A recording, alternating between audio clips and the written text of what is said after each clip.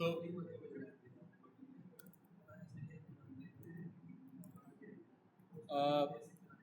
will be talking about two specifiers. ठीक है, there are certain specifiers which are called as visibility specifiers, जैसे public, protected और private. Default का मतलब क्या होता है? डिफ़ॉल्ट का मतलब विजिबिलिटी कंट्रोल होती है वो. ठीक है, उसका विजिबिलिटी में जैसे प्रोटेक्टेड का रोल होता है पैकेज लेवल का, वैसे डिफ़ॉल्ट का भी पैकेज लेवल का रोल होता है, यानी रिस्ट्रिक्शंस होते हैं. डिफ़ॉल्ट का मतलब क्या हुआ कि जैसे मैंने यहाँ पब्लिक लगाया है, कोई कीवर्ड अगर ना लगाऊं तो ये क्या हो जाएगा, ये डिफ़ॉल्ट हो जाएगा. मैं यहाँ से अगर मिटा दूँ इसको, now this class is as a default visibility. ठीक है, तो विजिबिलिटी कंट्रोल कहते हैं पब्लिक, प्राइवेट, प्रोटेक्टेड और डिफ़ॉल्ट चारों को, क्योंकि चारों में का विजिबिलिटी में कंट्रोल है. ठीक है, विजिबिलिटी स्पेसिफायर उसको कहते हैं जिसको स्पेसिफाई करने के लिए कीवर्ड मौजूद है, जैसे पब्लिक, प्राइवेट, प्रोटेक्टेड मौजूद है. इसी तरह से बहुत सारे नॉन विजिबिलिटी स्पेसिफायर भी होते हैं. ठीक है, some of which are final and the another one we need to discuss is static. ठीक है, ये इंपॉर्टेंट है हमारे लिए. ठीक है, अगर विजिबिलिटी स्पेसिफायर की बात करें तो क्लास लेवल पे बताओ विजिबिलिटी क्या क्या हो सकती है. मतलब क्लास पे क्या क्या विजिबिलिटी कंट्रोल बताओ क्या क्या हो सकती है. स्पेसिफायर छोड़ो, कंट्रोल बताओ. चार में से कौन से, चार में से क्या क्या अप्लाई हो सकते हैं? मतलब क्लास के पहले हम क्या क्या कर सकते हैं? पब्लिक कर लिया, कंपाइल एरर नहीं आई. डिफ़ॉल्ट छोड़ दिया, कंपाइलेशन एरर नहीं आई. प्रोटेक्टेड किया तो कंपाइलेशन एरर. ठीक है, illegal modifier for the class demo app only public, abstract and final are permitted. मतलब विजिबिलिटी कंट्रोल में सिर्फ पब्लिक बता रहा है, स्पेसिफायर में पब्लिक बता रहा है. विजिबिलिटी कंट्रोल होगी तो डिफ़ॉल्ट भी चलेगा. ठीक है, यानी प्रोटेक्टेड नहीं लगा सकते. प्राइवेट की डिफिनेशन ही ये होती है, किसी चीज़ को अगर तुम प्राइवेट कर रहे हो, वेरिएबल्स को या मेथड को, तो that is with in the scope of the class definition. अभी तो खुद ही क्लास है, क्लास का नाम ही डिफाइन कर रहे हो, सेंस ही नहीं बनता है. राइट, तो private will also not apply as a visibility control at the class level. ठीक है, यानी क्लास लेवल पे सिर्फ दो विजिबिलिटी कंट्रोल होते हैं, आइदर पब्लिक और डिफ़ॉल्ट. कीवर्ड लगाओगे तो पब्लिक होगा, वरना एज इट इज छोड़ दो. ठीक है, मेथड्स पे, for example this is a method, main is a method. We know that we can not change the signature, है ना. If we change the signature what will happen? कब? Compile time पे नहीं, कंपाइल टाइम पे नहीं show करेगा. इसको मैंने डिफ़ॉल्ट कर दिया. लो, जब आप इसको रन करोगे ना, अब मैं इसको रन करना चाहूँगा तब मुझे प्रॉब्लम आएगी. क्या बोलेगा देखो,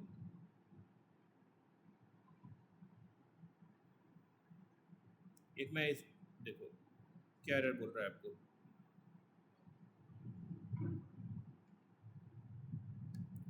exception in thread main Java compilation problem, ये तो किसी और को कह रहा है. Okay, just second. Bank account demo कह रहा है.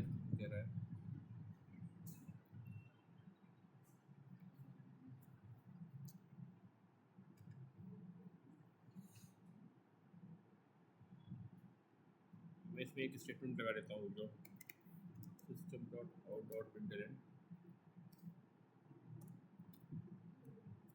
कैन मीन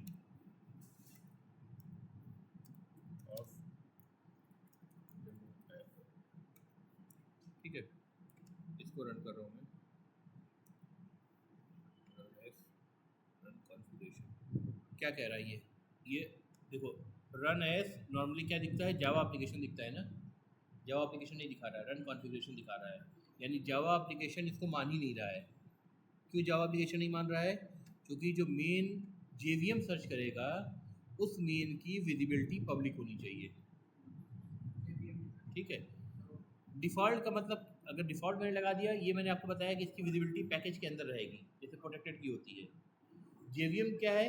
वो जेडीके में जो बिन फाइल फोल्डर के अंदर मौजूद है ना, जावा कमांड, वो जेवीएम है.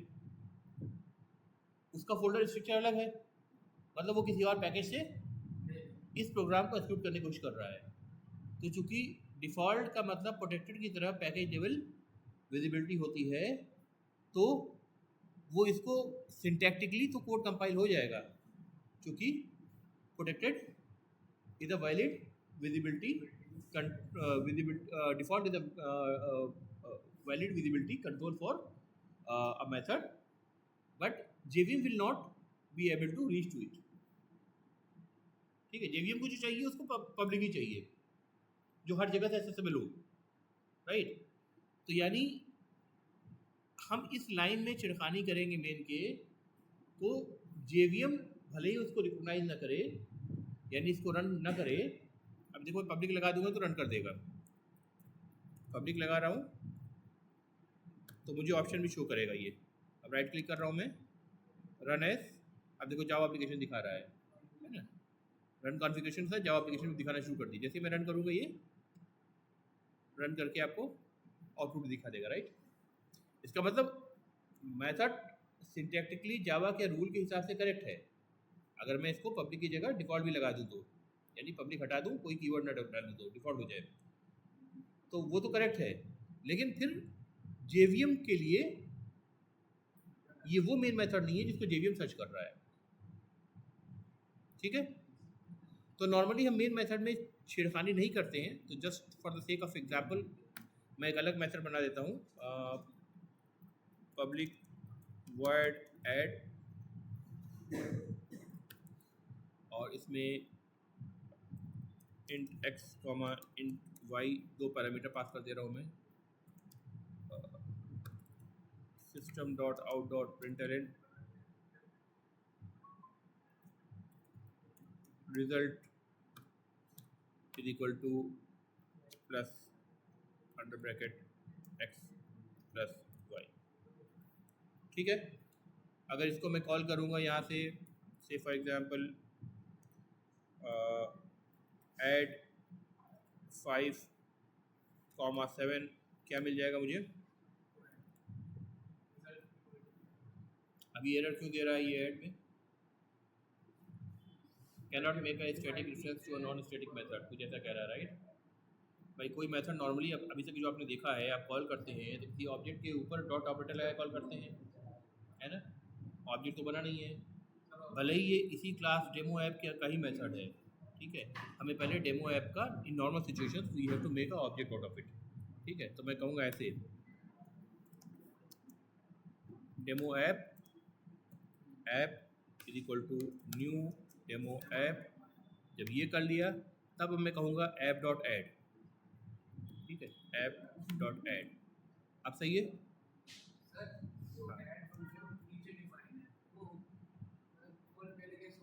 कोई मतलब नहीं है, उससे फर्क नहीं पड़ता है। हाँ, वो आप प्रोटोटाइप डिफाइन करना पड़ता था, यहाँ तो कोई चक्कर नहीं है, ठीक है, कोई फर्क नहीं पड़ता उससे, ठीक है, कहीं भी हो, ठीक है। जैसे जैसे लैंग्वेजेस अपने आप में डेवलप करती गई, वो इम्प्रूव भी तो करती गई, ठीक है। तो जो बहुत सारी चीज़ें जो अननेसेसरी थी या किसी पर्टिकुलर तरीके पे डिपेंड करती, टेक्निक पे डिपेंड करती थी, उन सब चीज़ों को आसान कर दिया गया। अब देखो मैं इसको रन कर रहा हूँ, आराम से रन होगा, ठीक है, रिजल्ट को 12 आ गया। ये जो ऐड मेथड है इसकी विजिबिलिटी पब्लिक है, मैंने इसको हटा दिया तो अब क्या हो गया, डिफ़ॉल्ट हो गया, कोई कंपाइलेशन एरर नहीं। मैं इसको प्रोटेक्टेड कर दूँ, कोई प्रॉब्लम नहीं, ठीक है। प्राइवेट भी कर देता हूँ, प्राइवेट कर दिया तो भी कोई प्रॉब्लम नहीं, ठीक है। यहाँ से प्राइवेट रन भी होगा चूँकि सेम क्लास के अंदर से ही कॉल कर रहा हूँ मैं, ठीक है। तो रिजल्ट रिपोर्ट 12 आ गया, करेक्ट।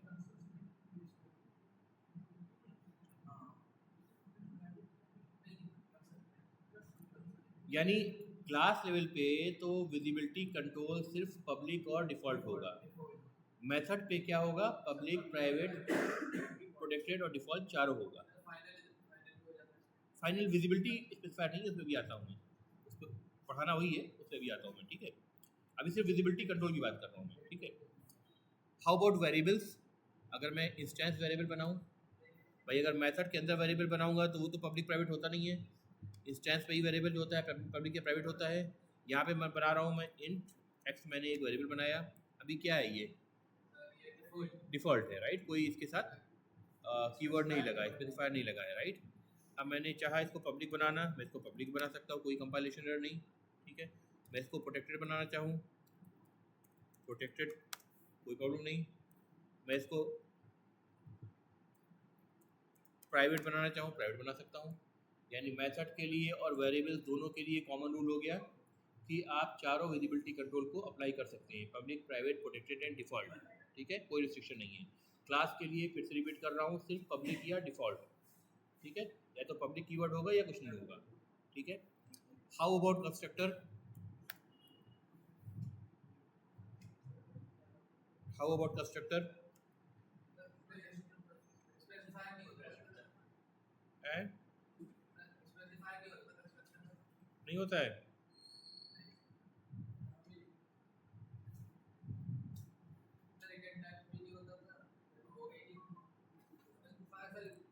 ये कंस्ट्रक्टर है, इस क्लास का कंस्ट्रक्टर है, करेक्ट। कुछ भी मैं कोड लिख देता हूँ इसमें, इनसाइड कंस्ट्रक्टर,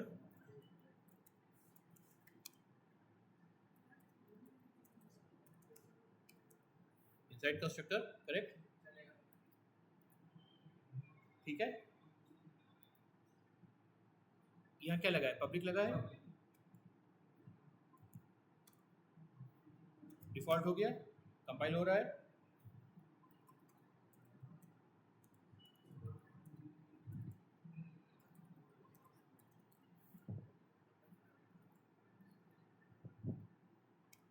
प्रोटेक्टेड हो गया, कंपाइल हो रहा है।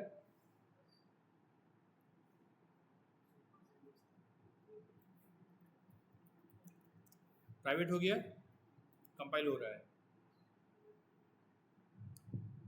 यानी जो डिफरेंस है सिर्फ क्लास लेवल पे है, क्लास में पब्लिक और डिफ़ॉल्ट ही सेंस बनाता है, इसलिए पब्लिक और डिफ़ॉल्ट ही दो विजिबिलिटी कंट्रोल है। मेथड के लिए, वेरिएबल के लिए, कंस्ट्रक्टर के लिए चारों विजिबिलिटी कंट्रोल ओपन है।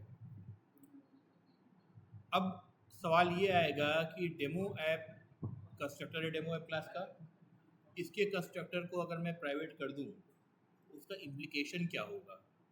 इम्प्लीकेशन दिखाने के लिए मैं एक काम करता हूँ, आपको किसी और क्लास को बना देता हूँ, मैं कोई नई क्लास बनाता हूँ, class new, new class test demo app, ठीक है। इसमें भी मेन डाल दे रहा हूँ मैं, और इसमें मैंने कोड लिखा demo app, app is equal to new demo app. ऐसे ऑब्जेक्ट बनाते हैं, हाँ, यही काम तो हमने यहाँ भी करा है, demo app, app is equal to new demo app, ठीक है। लेकिन चूंकि ये इसी क्लास के अंदर कंस्ट्रक्टर का कॉल है, ये जो लाइन है ये क्या है, this is a call to the constructor, call to the demo app constructor, लेकिन इसी क्लास के बॉडी के अंदर से ये कॉल है, तो यहाँ पे मुझे कोई प्रॉब्लम नहीं है। लेकिन अगर मैं क्लास से बाहर चला गया, टेस्ट डेमो ऐप में वही काम मैंने किया, तो अब क्या बोल रहा है देखो, the constructor demo app is not visible, ये नहीं कह रहा है इट्स नॉट प्रेजेंट, ये कह रहा है इट्स नॉट विजिबल। क्यों, क्योंकि प्राइवेट हो गया ना। अगर मैं उसको प्रोटेक्टेड कर देता, देखते हैं, देखते हैं, मान लो मैं इसको प्रोटेक्टेड या हटाओ, मैं डिफ़ॉल्ट कर दे रहा हूँ, डिफ़ॉल्ट या प्रोटेक्टेड कर दिया, एक ही बात है, डिफ़ॉल्ट करो या प्रोटेक्टेड करो, ठीक है। इस वक्त के लिए फ़र्क दोनों में होता है, अभी जो मैं समझाना चाह रहा हूँ उस बात की बात कर रहा हूँ मैं। अभी देखो ये कोड कंपाइल हो गया, ये कोड अभी कंपाइल हो गया, लेकिन अब मैं क्या कर रहा हूँ, अब मैं एक नया पैकेज बना देता हूँ, new package demo dot static specifier, ठीक है, ये भी पढ़ना है आपको, जिसके लिए मैंने बना दिया एक अलग पैकेज।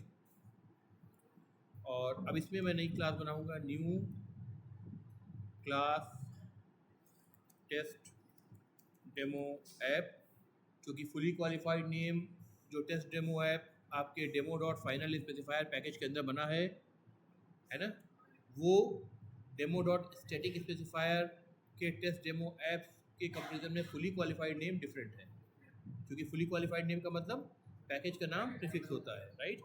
तो हम ये कर सकते हैं, यहाँ पे कॉन्फ्लिक्ट नहीं आएगा।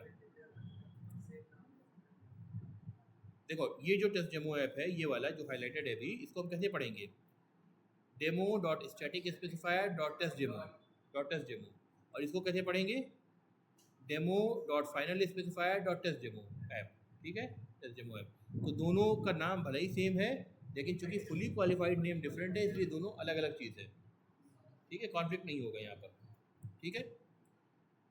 अब ये वाला जो कोड अभी यहाँ पे अभी टेस्ट डेमो ऐप के अंदर हमने देखा कि ये वाला जो फाइनल स्पेसिफायर पैकेज के अंदर है, ये कोड कंपाइल कर रहा है ना, ये कोड यहाँ कंपाइल कर रहा है। इसको मैं ले जाता हूँ सेम नेम की क्लास जो स्टैटिक स्पेसिफायर पैकेज यानी डिफरेंट पैकेज के अंदर है, उसके अंदर ले जा करके मैं इसको कंपाइल करने की कोशिश करूँगा। तो अब ये क्या बोल रहा है, देखो, demo app can not be resolve to a tab. पहले तो मुझे इंपोर्ट करना पड़ेगा, कंट्रोल शिफ्ट,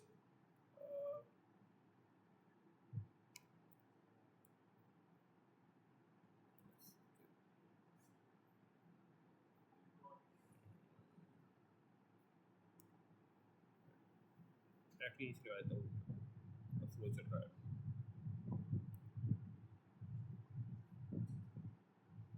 इंपोर्ट का ऑप्शन नहीं दे रहा है क्या,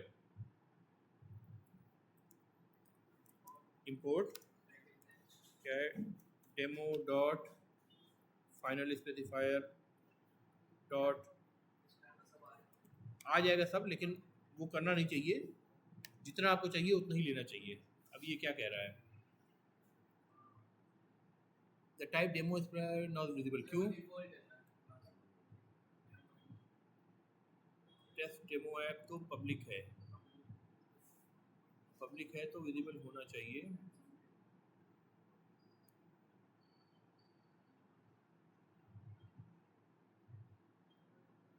डेमो ऐप देखते हैं, डेमो ऐप है ना, डेमो ऐप ही विजिबल नहीं हो पा रहा है इसको, क्योंकि डिफरेंट पैकेज में है ना, डिफ़ॉल्ट का मतलब पैकेज लेवल विजिबिलिटी है ना, तो इसको मैं पब्लिक कर दे रहा हूँ, पब्लिक कर दिया मैंने। हाँ, लेकिन वो जो टेस्ट डेमो थी, वो डेमो ऐप वाले ही पैकेज के अंदर मौजूद थी ना, तो उसको प्रॉब्लम नहीं हो रही थी। अब ये टेस्ट डेमो ऐप जो है, ये अलग पैकेज के अंदर है, और ये डेमो ऐप को यूज़ करने की कोशिश कर रहा था, और वो डिफ़ॉल्ट थी, डिफरेंट पैकेज में उसकी विजिबिलिटी नहीं है। प्रोटेक्टेड और डिफ़ॉल्ट दोनों की विजिबिलिटी पैकेज लेवल होती है, मतलब पैकेज के अंदर ही विजिबल रहेगा, पैकेज के बाहर कोई इसको एक्सेस नहीं कर सकता। तो मैंने इसको पब्लिक कर दिया। अब टेस्ट डेमो ऐप से ये प्रॉब्लम हट जानी चाहिए आपकी। अब देखो, इधर वाला जो अंडरलाइन दिखा रहा था वो हट गया, इंपोर्ट कर दिया ना, इधर वाला हट गया, पहले दोनों अंडरलाइन दिखा रहा था, दोनों में एरर दिखा रहा था, यानी ये लेफ्ट साइड भी दिखा रहा था, ये भी दिखा रहा था, ये वाला हट गया क्योंकि इंपोर्ट से वो चीज़ रिजॉल्व हो गई, उसको मैंने पब्लिक कर दिया। लेकिन यहाँ पे अभी भी एरर दिखा रहा है, क्या दिखा रहा है, the constructor demo app is not visible, दो the class is visible, class demo app is visible, the constructor is default, और डिफॉल्ट होने की वजह से डेमो ऐप की जो विजिबल ऐप के कंस्ट्रक्टर की जो विजिबिलिटी है वो किस में लिमिटेड रहेगी, इस फोल्डर फाइनल स्पेसिफायर पैकेज के अंदर ही रहेगी, करेक्ट। भले ही क्लास की विजिबिलिटी पब्लिक है और वो हर पूरे प्रोजेक्ट में विजिबल होनी चाहिए या कहीं से भी विजिबल होनी चाहिए, लेकिन अंदर जाकर रिस्ट्रिक्शन ये लग जा रही है कि जो आपका प्रोटेक्टेड कंस्ट्रक्टर है उसकी विजिबिलिटी चूँकि सिर्फ पैकेज लेवल की है, तो हम test demo app which is in different package, इसके अंदर हम जाके उसको एक्सेस करने की कोशिश करेंगे, तो क्लास को तो एक्सेस कर पाएंगे लेकिन क्लास के कंस्ट्रक्टर को एक्सेस नहीं कर पाएंगे, because this is a call to the constructor. नया ऑब्जेक्ट बनाओ by calling the constructor demo app है, ये मेथड जिससे दिख रहा है ना, इसमें और इसमें फ़र्क है, ये टाइप है, ये कॉल टू द कंस्ट्रक्टर का इंस्ट्रक्शन है टू द जेवीएम। बात समझ में आ गई। अब इसको भी अगर हम पब्लिक कर दें,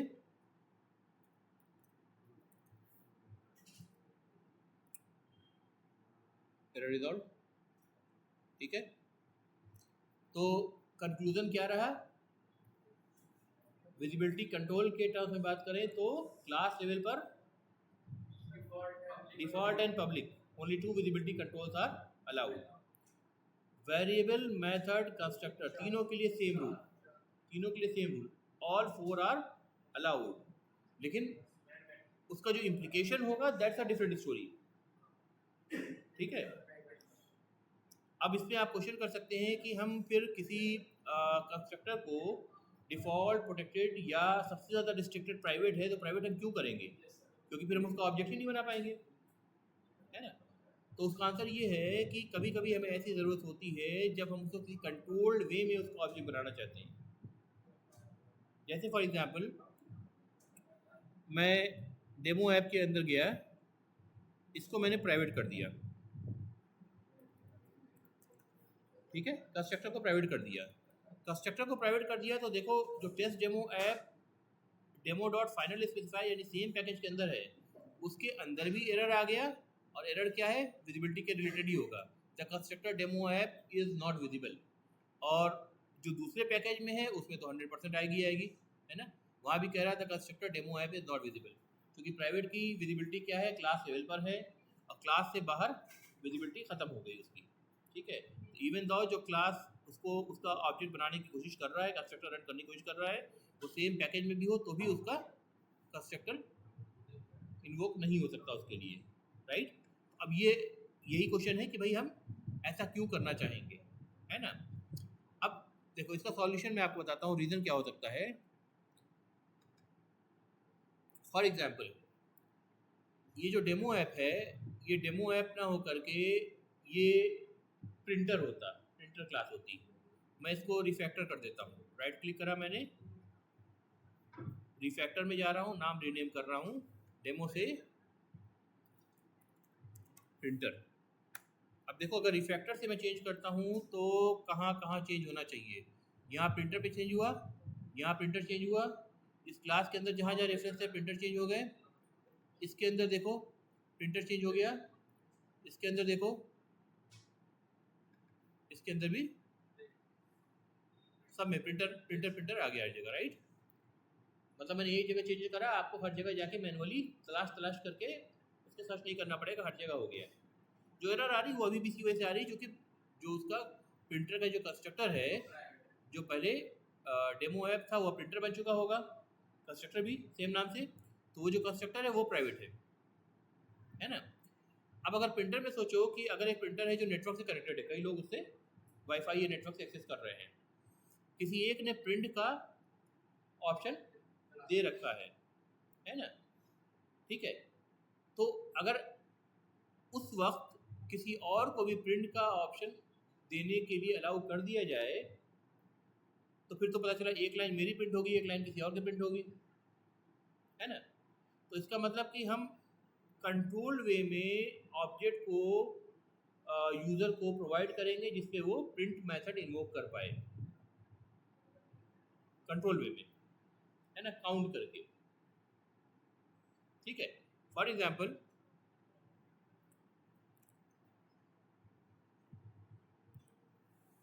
प्रिंटर प्राइवेट हो गया,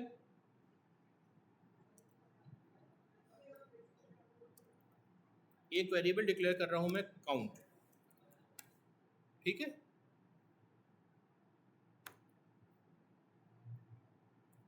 इन टाइप का, ठीक है।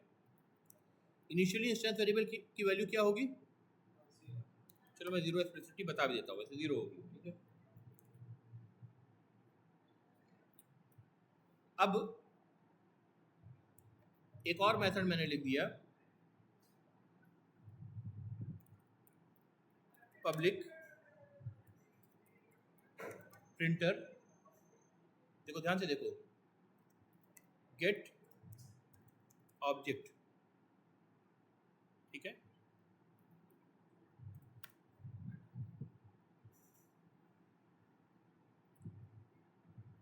इफ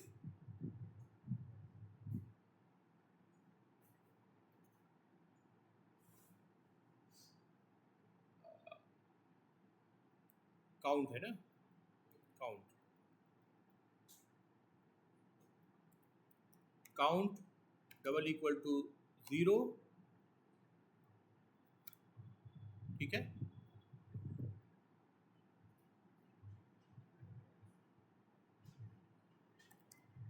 रिटर्न न्यू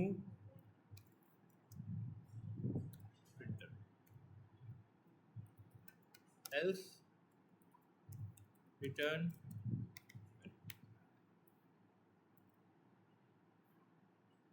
देखो समझो क्या हो रहा है इसमें। काउंट इज इक्वल टू 0 का मतलब किसी ने भी प्रिंटर के लिए अभी रिक्वेस्ट नहीं किया है, तो उस कंडीशन में प्रिंटर का ऑब्जेक्ट मैं रिटर्न कर दूंगा, ठीक है, करेक्ट। और अदरवाइज मैं नल रिटर्न कर दूंगा, ठीक है। अब जो ये जो ऐप है आपके टेस्ट डेमो ऐप हैं, ये प्रिंटर का ऑब्जेक्ट ऐसे नहीं ले सकते। अब ये क्या करेंगे, क्योंकि कंस्ट्रक्टर तो प्राइवेट है तो न्यू प्रिंटर चलेगा नहीं, तो अब क्या करेंगे, ये मेथड कॉल करेंगे गेट, जो पब्लिक मेथड है गेट।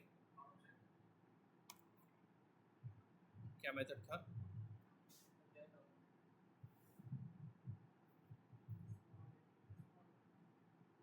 इसको मुझे एक काम और करना पड़ेगा।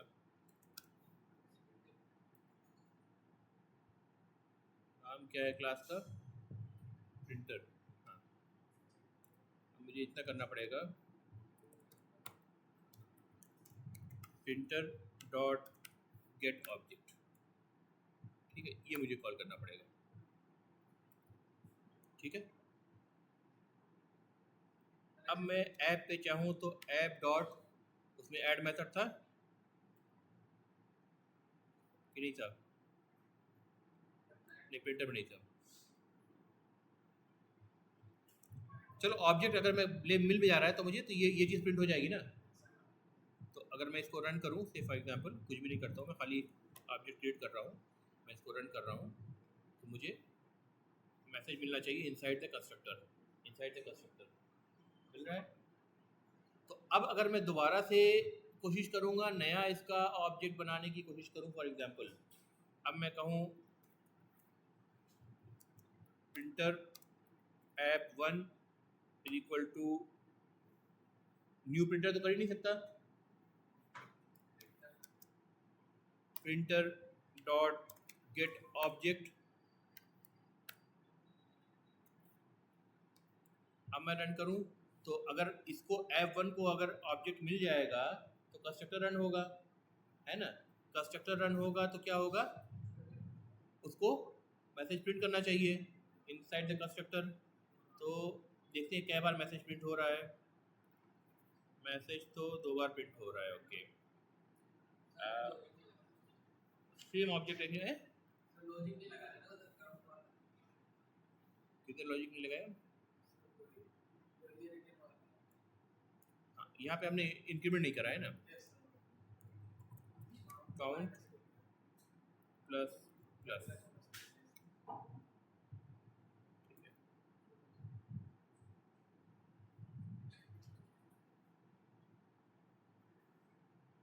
क्यों एरर दे रहा बताओ।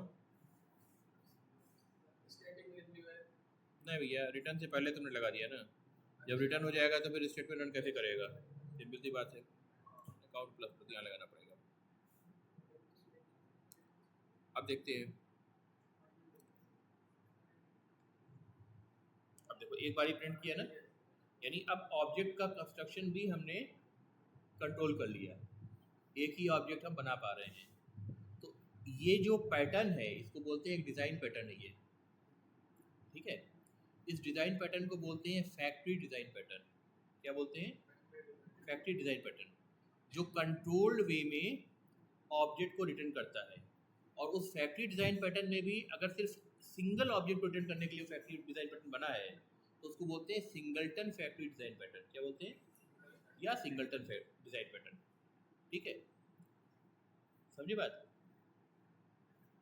थोड़ा सा जब आप लोग जावा पढ़ लीजिएगा तो 2 टॉपिक तलाश करके ज़रूर पढ़िएगा, design object oriented design principles and object oriented design patterns.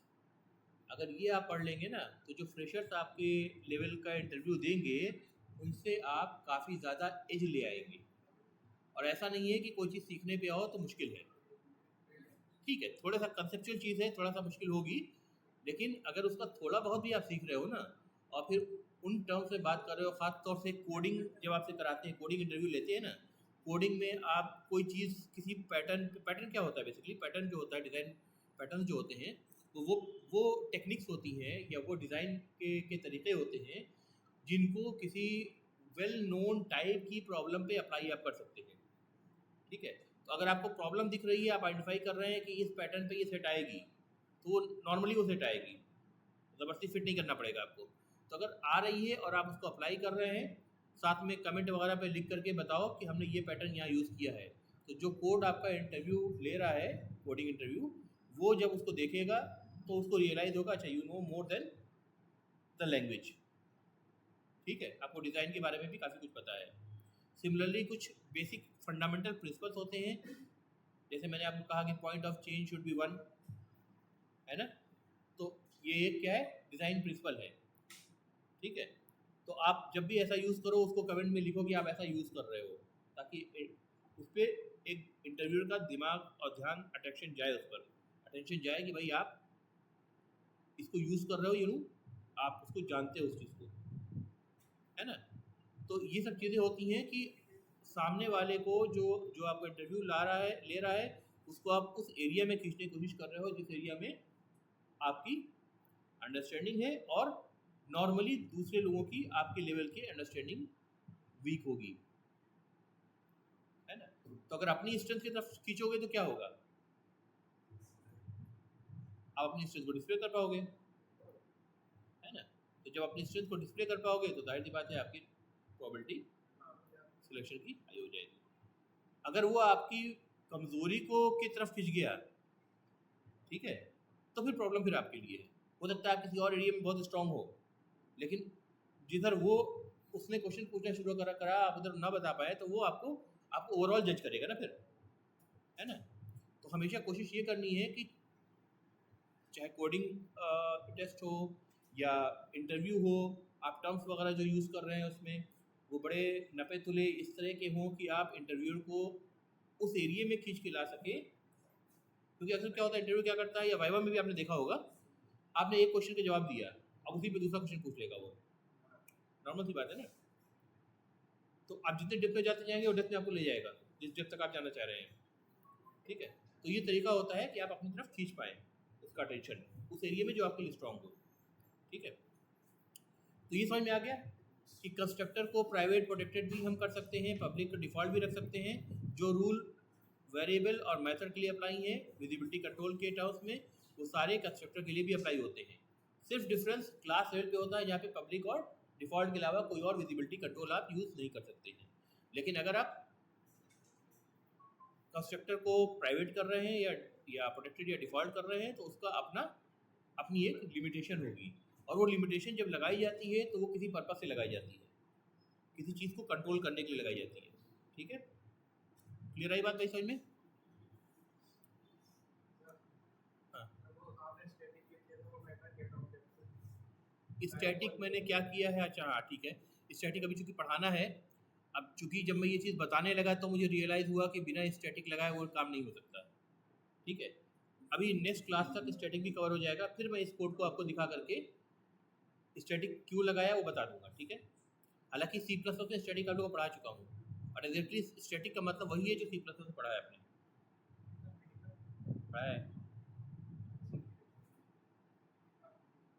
पढ़ाया हुआ यार। हाँ, क्लास एक्सेस करने वाला, बल्कि पढ़ाया नहीं, अच्छे से पढ़ाया है, भूल गए होगे तो अलग बात है। ठीक है, वीडियो लेक्चर उठा के देखना, अगर वीडियो लेक्चर में डाले होंगे तो उठा के देखना, पढ़ाया है। ठीक है, कई बार ऐसा होता है कि जब आप पहली ऑब्जेक्ट ओरिएंटेड प्रोग्रामिंग लैंग्वेज पढ़ रहे हैं तो उतनी चीज़ें समझ में नहीं आती हैं, लेकिन एटलीस्ट दूसरी बार जब किसी ऑब्जेक्ट ओरिएंटेड प्रोग्रामिंग लैंग्वेज को पढ़ रहे हैं तब तो समझ में आनी चाहिए चीज़ें ना, है ना।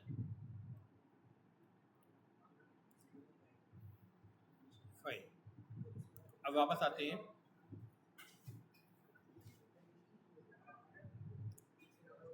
ये प्रिंटर क्लास है, ठीक है। अब लेट मी से मैं एक वेरिएबल डिक्लेयर कर रहा हूँ पब्लिक, ठीक है। नॉर्मली वेरिएबल्स हम प्राइवेट या प्रोटेक्टेड डिक्लेयर करते हैं, make sense if we declare it a private variable so that to protect the data ID principle, उसको रखने के लिए। अभी डिमॉन्स्ट्रेशन के लिए मैं पब्लिक वेरिएबल बना रहा हूँ इंट where, मैंने एक वेरिएबल बना दिया। अगर मैं ऐसे छोड़ रहा हूँ तो अभी ये अनइनिशियलाइज है, ठीक है। अब यहाँ पे अगर मैंने 9 कर दिया है, चलो इनिशियलाइज हो गया। अब पब्लिक है, मैं इस मेन में से जाके भी उसको यूज़ कर सकता हूँ, ऐड मेथड में भी यूज़ कर सकता हूँ, कहीं भी ऐसे कर सकता हूँ, तो राइट। और इनफैक्ट दूसरी क्लास के अंदर से भी कर सकता हूँ, टेस्ट डेमो के अंदर से भी कर सकता हूँ, टेस्ट डेमो ऐप के अंदर से, टेस्ट डेमो ऐप जो दूसरे पैकेज के अंदर है उसके अंदर से भी एक्सेस कर सकता हूँ, हर जगह से एक्सेस कर सकता हूँ, राइट। मैं इस ऐड मेथड में जा करके इसको एक्सेस करने की कोशिश करता हूँ, where इज इक्वल टू 7, ठीक है, कोई प्रॉब्लम नहीं। वेरिएबल की वैल्यू चेंज हो जाएगी। वेरिएबल का मतलब ही है कि आज कुछ वैल्यू रखता है, कल कुछ और वैल्यू रखेगा। अब इसके आगे मैं बस एक काम करता हूँ, यहाँ पे फाइनल लगा देता हूँ, फाइनल। देखो अब यहाँ प्रॉब्लम आ गई। अब ये क्या कह रहा है, the final field printer dot where, मतलब प्रिंटर क्लास का वेयर वेरिएबल फाइनल है, कैन नॉट बी असाइंड, यानी असाइन करने का मतलब है रीअसाइंड ए न्यू वैल्यू, ठीक है। You can not reassign a new value. तो फाइनल का टर्म का मतलब ही क्या होता है, आपने कह दिया कोई चीज़ फाइनल है मतलब फाइनल है, अब वो चेंज नहीं होने वाली है ना। तो अगर आपने वेयर की वैल्यू 9 कर दी, दैट फाइनल नाउ, ठीक है, अब वो चेंज नहीं होने वाली, ठीक है। कोड में कहीं भी डेवलपर उसको चेंज करने की कोशिश करेगा तो वो चेंज नहीं होगी। जस्ट लाइक अगर कोई मैथमेटिकल एप्लीकेशन है, पाई है, पाई की वैल्यू 3.14 है, अगर गलती से किसी डेवलपर ने पाई की वैल्यू 3.14 ही टाइप करना चाहता था, इंटेंशनली उसका 4.14 टाइप हो गया, तो गलत हो जाएगा। लेकिन अगर वो वेरिएबल पाई जो है फाइनल डिक्लेयर्ड है, तो जैसे ही वो 4.14 करना चाहेगा उसको, तो क्या होगा, वो कंपाइलेशन में एरर शो कर देगा, उसको रियलाइज हो जाएगा अच्छा चेंज तो फाइनल है, इसको मुझे चेंज नहीं करना है, ठीक है। इसका मतलब ये नहीं है कि वेरिएबल जो जो डेवलपर है वो आके फाइनल हटा नहीं सकता, वो तो हटा सकता है कोड अगर एक्सेस है इसके पास तो, ठीक है। लेकिन इसको समझ में आ जाएगा कि ये इंटेंशनली बना हुआ है, तो गलती से जो बग आप इंट्रोड्यूस कर सकते हैं वो बग इंट्रोड्यूस आप नहीं करेंगे, ठीक है। अगर मान लो वेयर इज इक्वल टू 9 मैंने यहाँ इनिशियलाइज ना किया होता, ठीक है, तब क्या कह रहा है ये, the final field printer where can not be assign, again the same thing. आपको इसको यहीं पर इनिशियलाइज कर देना होगा फॉर सम वैल्यू, कोई वैल्यू, ठीक है। यूज़ तो कर सकते हैं आप, इसको प्रिंट करना चाहें तो आप system dot out dot println के अंदर जाइए और वेयर को प्रिंट कर दीजिए, कोई प्रॉब्लम नहीं, प्रिंट हो जाएगा। वेयर की वैल्यू अगर मैं रन करूँ तो 10, पहले तो app dot add method call होगा, तो यहाँ से 5 और 7 result is equal to 12 print होगा, उसके बाद प्रिंट क्या होगा आपका 10 प्रिंट होगा, दो चीज़ प्रिंट होनी चाहिए, देखिए।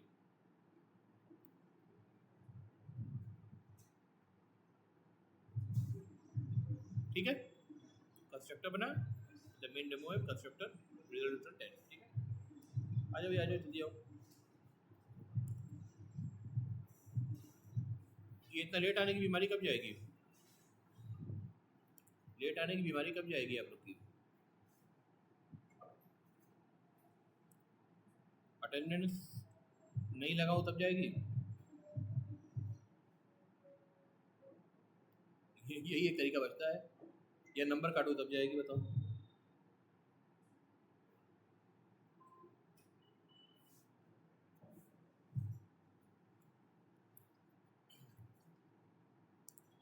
गाइस यहाँ तक क्लियर है। फाइनल का लिटरल मतलब क्या हुआ, कोई चीज़ आपने एक बार डिसाइड कर दी, no that can not be change, ठीक है, that can not be change. C plus plus में इसका क्लोजेस्ट जो कीवर्ड था वो क्या था, क्लोजेस्ट कह रहा हूँ, एग्जैक्टली सेम नहीं कहूँगा, क्लोजेस्ट कह रहा हूँ, क्योंकि जावा में जिन जगह पे आप अप्लाई कर सकते हैं उन सारी जगह पे सी प्लस प्लस में अप्लीकेबल नहीं है वो, ठीक है। तो क्लोजेस्ट क्या है, स्टैटिक, तो स्टैटिक के इक्विवेलेंट है, स्टैटिक कीवर्ड जावा में भी है, सी प्लस प्लस में भी है। फाइनल का क्लोजेस्ट कॉन्स्ट, कॉन्स्ट कीवर्ड जो है कांस्टेंट बनाने के लिए यूज होता है, राइट। तो यहाँ मैंने इसको कांस्टेंट बना दिया है, वेरिएबल को कांस्टेंट बना दिया है, अब ये वेरिएबल नहीं रह गया, अब ये फील्ड कहूँगा मैं, अब ये कांस्टेंट फील्ड कहूँगा इसको, वेर को, इसको मैं कांस्टेंट फील्ड कहूँगा, राइट। और जब कोई फील्ड कांस्टेंट होती है तो जैसे कि वेरिएबल्स और मेथड का Java coding convention camel case होता है, उसका जो कन्वेंशन होता है वो कुछ इस तरह से होता है। मान लीजिए मैं फील्ड का नाम दे रहा हूँ 2 वर्ड्स में, ठीक है। बैंकिंग एप्लीकेशन में IFSC अंडरस्कोर कोड, ये देखो, अब ये फाइनल हो गया, ठीक है। कैश लेटर में पूरा लिखा मैंने, मल्टीपल वर्ड्स को सेपरेटेड बाय अंडरस्कोर कर दिया। नाउ दिस इंडिकेट्स, आप देखते ही कोड को देखते ही समझ जाओगे, फाइनल पे नजर पड़े ना पड़े, ये देख के आप समझ जाओगे इट्स अ कांस्टेंट, ठीक है। फाइनल फील्ड है, क्लियर है। तो जो कन्वेंशन है ना, ये सारे सिर्फ डेवलपर्स के बीच कंसिस्टेंसी मेंटेन करने के लिए भी नहीं होती हैं, आपके कोड की वर्बोसिटी को बढ़ाने के लिए भी होती हैं। कोड खुद ब खुद बताता है अपने नेचर को, एक नज़र में बताएगा आपको, है ना। ज़्यादा फोकस नहीं करना पड़ेगा चीज़ को आसान बनाने के लिए, ठीक है। करेक्ट भाई। फाइनल फील्ड जो है ये वेरिएबल्स पे जैसे मैंने लगाया है, वेरिएबल्स के साथ मेथड पे भी लगा सकते हैं और आप क्लास पे भी लगा सकते हैं, ठीक है। वेरिएबल्स, मेथड, क्लास, तीनों लेवल पे अप्लाई हो सकता है। तो वेरिएबल्स का मतलब तो बहुत साफ है कि वेरिएबल की वैल्यू आपने एक बार असाइन कर दी, एक फाइनल वेरिएबल की, फाइनल फील्ड की वैल्यू, वेरिएबल नहीं कहना चाहिए, फील्ड की वैल्यू आपने असाइन कर दी, then it becomes a constant. आप कोड में कहीं भी उसकी वैल्यू को रीअसाइन नहीं कर सकते। अगर आप उसको रीअसाइन करने की कोशिश करेंगे तो वो प्रॉब्लम होगी, जैसे यहाँ प्रॉब्लम हो रही है। ये क्या कह रहा है, ये तो कुछ और दिख रहा है, where can not be resolve to variable. अच्छा, चेंज कर दिया मैंने, कोड चेंज कर दिया, कोड कर दिया, करेक्ट। एक्चुअली कोड को अगर मैं चेंज करने की कोशिश करूंगा तो प्रॉब्लम है, ये अगर मैं करूंगा तो प्रॉब्लम है। तो ये आपसे बोलेगा कि भाई the final the final field printer dot IFSC code can not be assigned, that means can not be reassigned a new value, ठीक है। So this will not compile, okay? Will not compile,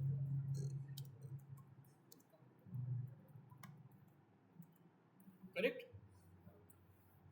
अब देखो, printer is the name of a class, ठीक है। मैं एक नई class बना रहा हूँ, न्यू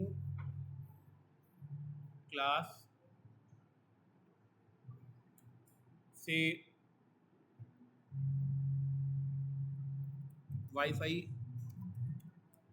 प्रिंटर, ठीक है, वाईफाई प्रिंटर बना दिया,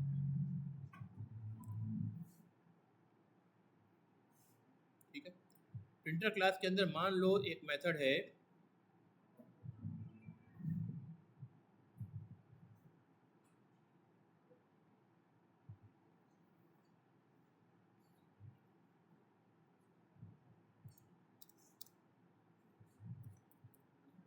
पब्लिक वर्ड प्रिंट, राइट, और ये एक स्ट्रिंग ले रहा है आपसे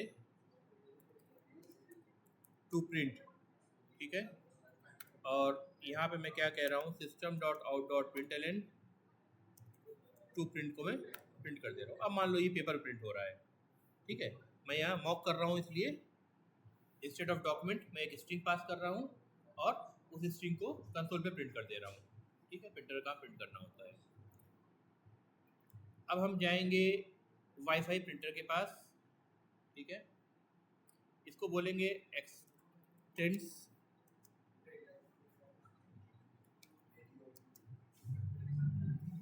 प्रिंटर, क्यों नहीं कर पा रहा है,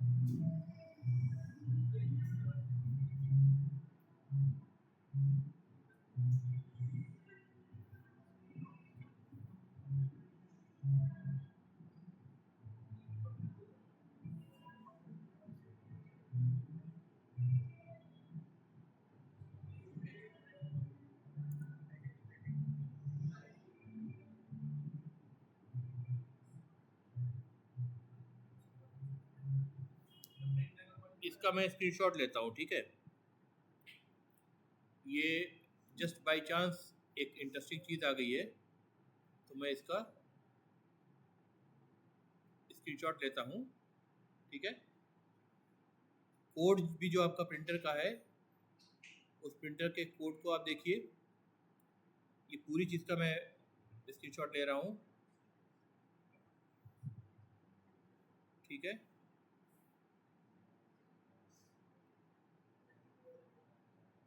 क्योंकि अभी इसमें चेंज करूँगा ना मैं, पहले ये इसको देखिएगा, आप पैकेज को देख लीजिए अब एक बार। इसका स्क्रीनशॉट लेता हूँ मैं, ताकि बाद में मुझे याद रहे, ठीक है, कि एक्चुअल कोड की क्या कंडीशन थी, ठीक है। प्रिंटर को मैं किस पैकेज के अंदर है, पूरी क्लास का क्या कोड है, ये पूरा मैं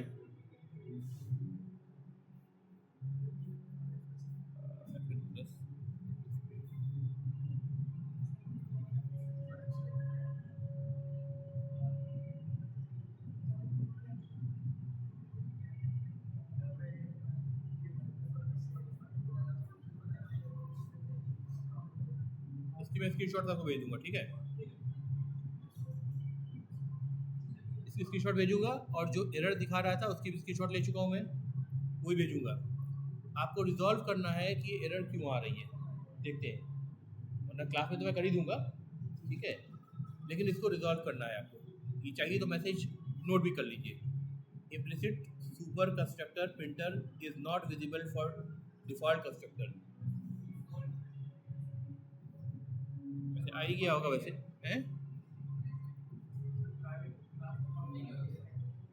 जस्ट इनकेस एक बार दोबारा लेता हूँ मैं,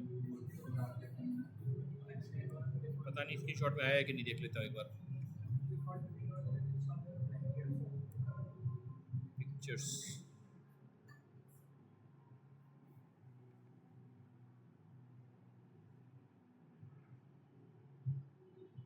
आज क्या डेट है, 30/10 है ना, नीचे आई।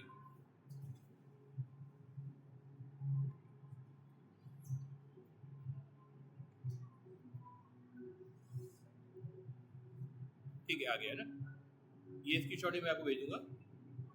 अब इसको आपको समझना है कि क्या एरर आ रही है, ठीक है। फिलहाल मैं इस एरर को बाईपास कर रहा हूँ, ठीक है।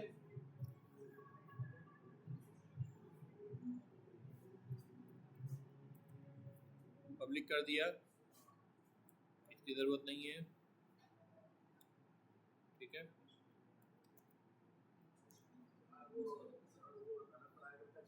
अब देखो वाईफाई प्रिंटर से एरर चली गई। हाँ, ये तो आप समझ गए कि कंस्ट्रक्टर प्राइवेट था, इसकी वजह से प्रॉब्लम आई थी, है ना। एक्सटेंड करने में प्रॉब्लम आई थी, ऑब्जेक्ट बनाने में प्रॉब्लम नहीं आई थी, उसको एक्सटेंड करने में प्रॉब्लम आई थी। क्यों आई थी? राइट। एक रीज़न ये है, अगर आप समझ गए हैं तो, कि वाईफाई प्रिंटर जो कि चाइल्ड क्लास है, इसका ऑब्जेक्ट तब बनेगा जब पेरेंट क्लास का ऑब्जेक्ट इनिशियलाइज हो चुका हो जाएगा, यानी वो पार्ट इनिशियलाइज हो चुका हो जाएगा, और उसके लिए उसका कंस्ट्रक्टर रन होना ज़रूरी है। लेकिन उसका कंस्ट्रक्टर प्राइवेट है तो वो रन नहीं हो पाएगा। जब वो रन नहीं हो पाएगा तो इसका ऑब्जेक्ट भी नहीं बन पाएगा। तो सॉल्व कैसे कर सकते हैं इसको, इसका सॉल्यूशन फिगर आउट करना पड़ेगा, ठीक है, ठीक है। मतलब मैं चाह रहा हूँ प्राइवेट भी रहे और ये प्रॉब्लम भी ना आए। कोई ऐसा ऐसा कुछ तरीका है क्या, या प्राइवेट ना रहे तो कुछ ऐसा हो जाए रिस्ट्रिक्टिव तब भी रहे, रिस्ट्रिक्टिव रहे, किसी लेवल तक रिस्ट्रिक्टिव रहे, लेकिन हम ऐसा कर पाएँ यहाँ पर, ठीक है।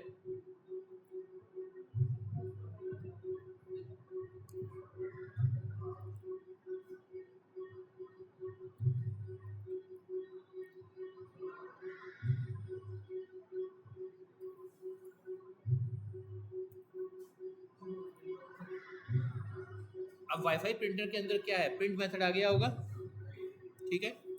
यानी अगर हम टेस्ट डेमो ऐप में जाएं, यहाँ पे न्यू प्रिंटर का ऑब्जेक्ट बना है, ऐप डॉट प्रिंट, एक स्ट्रिंग दे, हेलो क्लास, तो ये प्रिंट हो जाएगी। प्रिंट हो जाएगी। प्रिंटर के अंदर प्रिंट मेथड है, हेलो क्लास प्रिंट हो गई, इनसाइड कंस्ट्रक्टर प्रिंट हुआ। अगर ये प्रिंटर का ऑब्जेक्ट ना हो करके वाईफाई प्रिंटर का ऑब्जेक्ट होता, वाईफाई प्रिंटर, तो प्रोग्राम टू सुपर टाइप हो जाता है ना, प्रिंसिपल है, ठीक है। प्रोग्राम टू सुपर टाइप को फॉलो कर रहा हूँ, लेकिन चूंकि प्रिंटर क्लास के अंदर प्रिंट मेथड मौजूद है तो वाईफाई प्रिंटर के अंदर इनहेरिट होकर के वो आ गया है, तो मैं प्रिंट मेथड अब भी कॉल कर सकता हूँ चूंकि वो कॉन्ट्रैक्ट के अंदर प्रिंट मेथड मौजूद है, ठीक है। अब मैं रन करूँगा, फिर हमें आउटपुट मिला, ठीक है,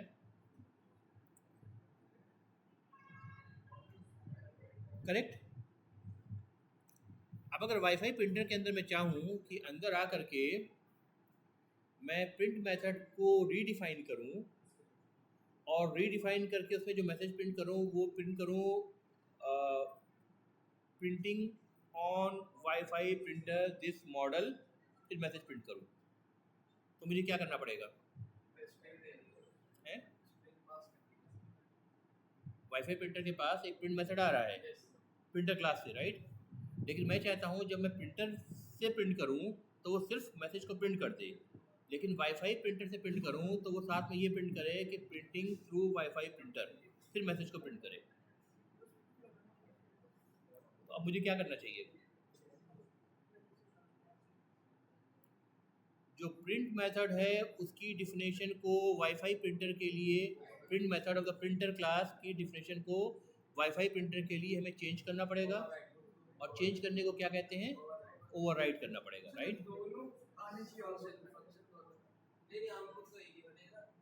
अभी देखो, अब मैं क्या कर रहा हूँ, तुम्हारी बात मैं समझ गया, अभी देखो बता रहा हूँ मैं तुम्हें। ये मेथड है ना, ये मेथड यहाँ भी है और वाईफाई प्रिंटर रेस्टेंट प्रिंटर है, यहाँ भी ला करके मैंने इसको पेस्ट कर दिया, ठीक है। यहाँ बिहेवियर में चेंज कर दे रहा हूँ, मैं मैसेज ऐड कर दे रहा हूँ, printing through wifi printer comma message equal to, ठीक है, प्लस टू प्रिंट। अभी ओवरराइड हो गया, मतलब जो प्रिंट की प्रिंट मेथड की डिफिनेशन प्रिंटर क्लास में डिफाइंड थी वो डिफिनेशन वाईफाई प्रिंटर के लिए मैंने चेंज कर दी, ठीक है।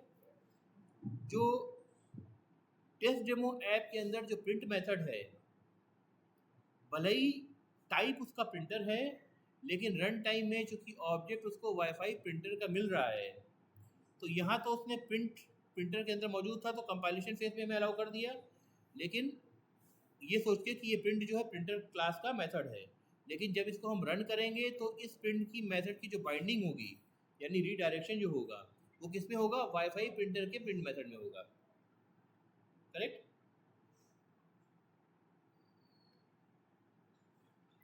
Printing through wifi printer, right.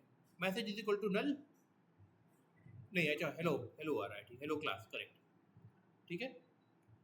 इसी को क्या बोलते हैं हम? डायनेमिक बाइंडिंग बोलते हैं, राइट, डायनेमिक बाइंडिंग, ठीक है। और डायनेमिक बाइंडिंग कैसे अचीव किया?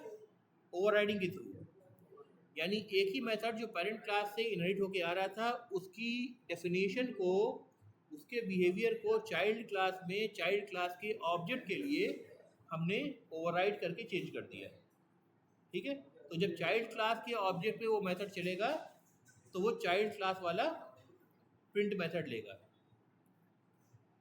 C++ क्लास में भी आप लोग को मैंने एग्जांपल दिया था कि मान लीजिए ये जो बैठे हुए स्टूडेंट, इनके बगल में एक चेयर रखी है, एक चेयर लास्ट में रखी है ना। मैं इनको बोलूँगा आप मुझे एक चेयर उठा के दीजिए, तो ये पास वाली चेयर उठा के देंगे या लास्ट वाली उठा के देंगे?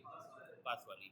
अब जो वाईफाई प्रिंटर है इसके अंदर प्रिंट मेथड एक वाईफाई प्रिंटर क्लास के खुद अंदर भी डिफाइंड है, और एक जिस क्लास से ये एक्सटेंड हो रहा है यानी प्रिंटर क्लास पेरेंट क्लास उससे भी इनहेरिट होकर के आ रहा है। तो पास वाला मेथड कौन सा है? जो वाईफाई प्रिंटर क्लास के अंदर डिफाइंड है। तो टेस्ट डेमो ऐप में चूंकि ऑब्जेक्ट वाईफाई प्रिंटर क्लास का है तो उस ऑब्जेक्ट का क्लोजेस्ट प्रिंट मेथड कॉल होगा, ठीक है।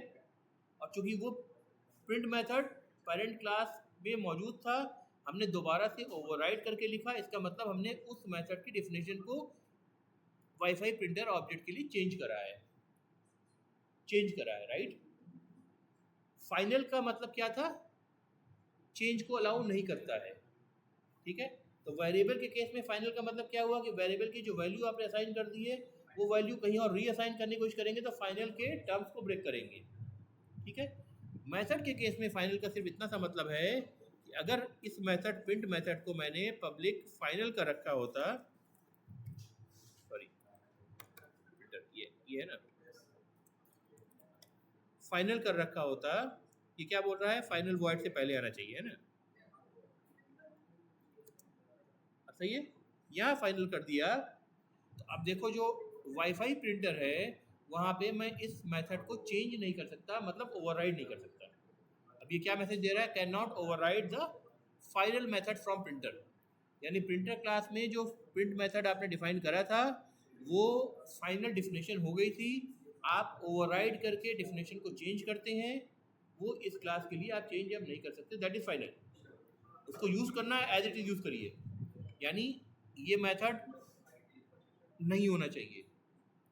अब ये मेथड नहीं होगा तो क्या मेरे क्लाइंट कोड जो कि यूज़ कर रहा है वाईफाई प्रिंटर में ऐप डॉट प्रिंट, क्या इस पर कोई असर पड़ेगा क्या?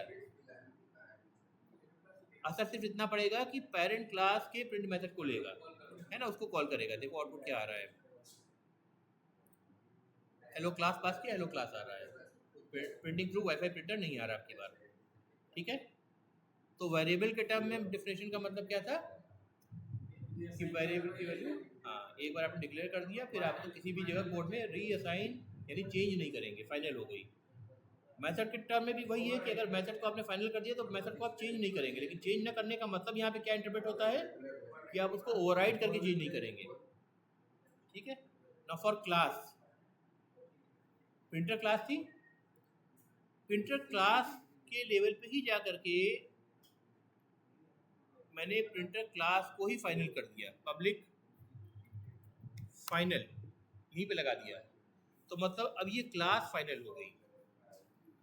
और क्लास की डिफिनेशन को चेंज कैसे करते हैं, उसका चाइल्ड बना के उसके मेथड को ओवरराइड करके चेंज कर सकते हैं आप, या चाइल्ड बना के उसके अंदर कुछ नए वेरिएबल्स और मेथड को उसके एज एक्सटेंशन ऐड कर देंगे तो भी चेंज हो जाएगा ओरिजिनल वैल्यू से, है ना। तो इसका मतलब क्या हुआ फाइनल का कि अगर क्लास को फाइनल बना दिया तो उस क्लास का कोई चाइल्ड क्लास नहीं बन सकता, वो क्लास एक्सटेंड नहीं हो सकती। देखो सीधे इसी लाइन पे कह रहा है, हाँ, क्लास को आपने फाइनल बना दिया तो वो एक्सटेंड नहीं हो सकती है, उसको कोई भी एक्सटेंड करके उसकी चाइल्ड क्लास नहीं बना सकता, आप उसका सब टाइप नहीं बन सकती उसकी, क्योंकि सब टाइप बन करके आप उसको मेथड को ओवरराइड करके चेंज कर सकते हैं, उसमें एक्सटेंडेड कोड प्रोवाइड कर सकते हैं जो उसकी ओरिजिनल डेफिनेशन को चेंज करेगा, है ना। वो सब काम अब आप नहीं कर सकते। सिंपली कह रहा है the type wifi printer can not sub class the final class printer. तो कीवर्ड एक ही है, लिटरल मीनिंग भी सेम है, लेकिन वेरिएबल मेथड और क्लास के कंटेक्स्ट में उसका इंटरप्रिटेशन डिफरेंट है, ठीक है। अल्टीमेटली आपको याद रखने के लिए सिर्फ इतना करना है कि जिस भी चीज़ को आप फाइनल डिक्लेयर कर दे रहे हैं that can not be change, अब वो जिस भी मेथड से चेंज होता हो, ठीक है, वो मेथड उस पर काम नहीं करेगा, ठीक है भाई। वो क्या एक्चुअली